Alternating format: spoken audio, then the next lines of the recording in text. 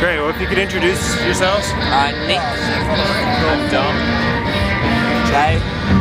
Kevin. Cool. So, have you guys started working on any new material yet for your next record?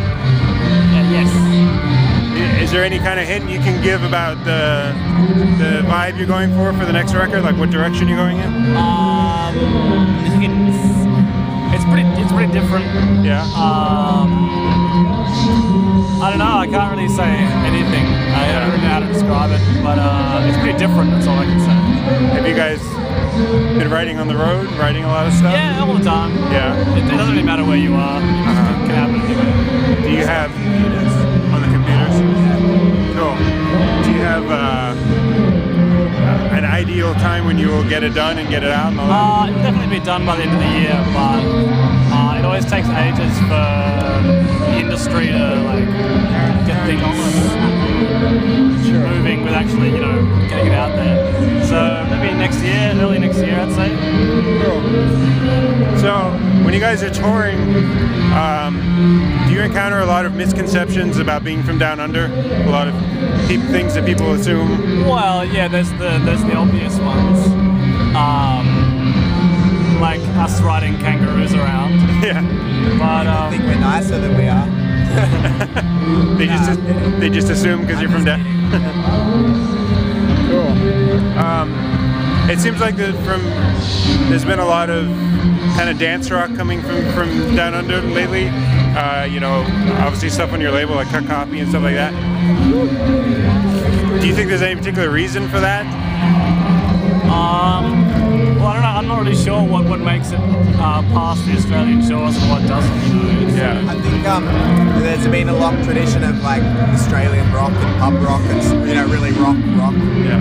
And I think people had that for so many years, and there was never any other sort of music. And then after about 2000, people started, with the internet and everything. People got into other, there weren't very many electronic bands in the 70s and 80s and 90s in Australia. Right. So I think it was kind of a new kind of, not fad, but like thing, Cool.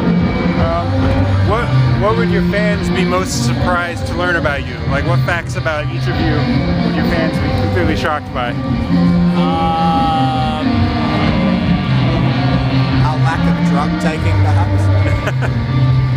Or not as many drugs as people think. Yeah. Do you have a lot of fans offering you drugs and asking for drugs? Not really. Depends where we are. It's just assumed because your music is psychedelic and stuff like that you guys are on. There's a lot more people who don't make music who take a lot more drugs than us. Right.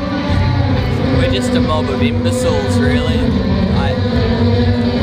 If you're a fan, I suppose you think that we're pretty good or something, but we're not. We're just a bunch of fools.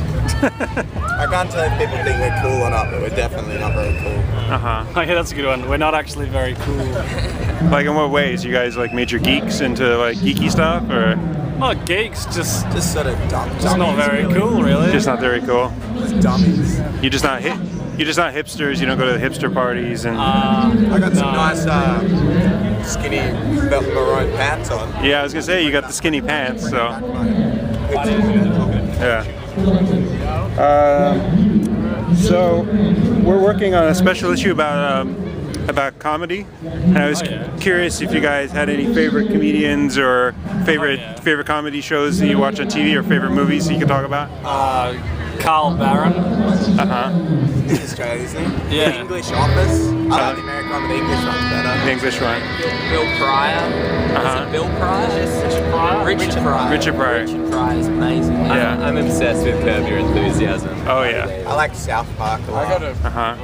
The usual suspects. Yeah. There's a new season of Curb Your Enthusiasm coming. It starts in like June or July. Yeah, it takes place in New York this time. I saw a trailer for it. I read all about that. Yeah, Michael J. Fox is going to be on it. And some other cool. I think Ricky Gervais is going to be on it as well. Yeah, exactly. I find it really, really hard to watch anything that's serious, TVs or movie. Yeah. Personally, I find I can usually only watch funny shows. Right, cool.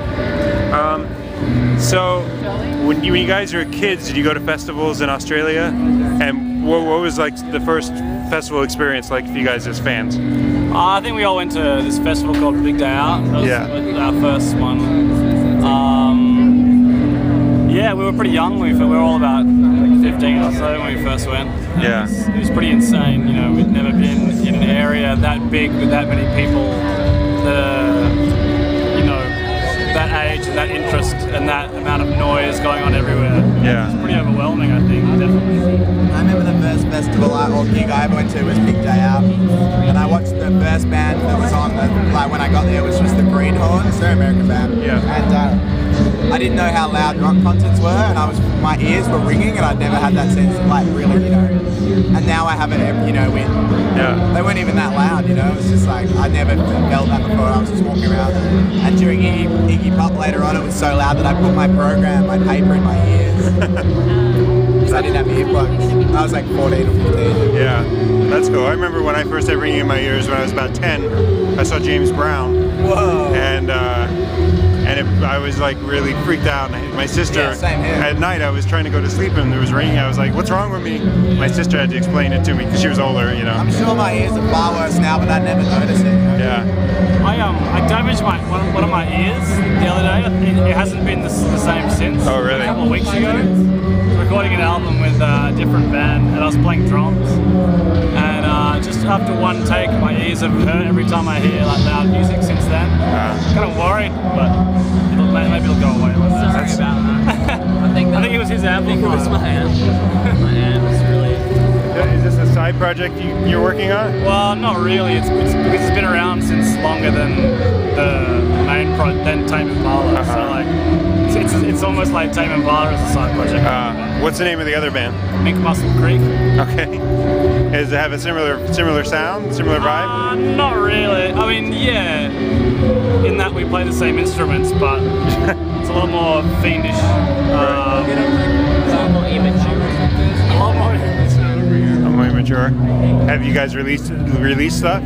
Like Yeah, just recently. Like the band's been around for like 5, 6 or 7 years or something, but just had such bad luck with actually recording stuff. So we just did it recently. We just recorded an album in the pub that we always play at. Right. And yeah. That's cool. So, what do you think the childhood version of you that went to Big Day Out, if he could like, you know, travel in time and see you guys here in California at Coachella, what would he think? Would he be completely shocked?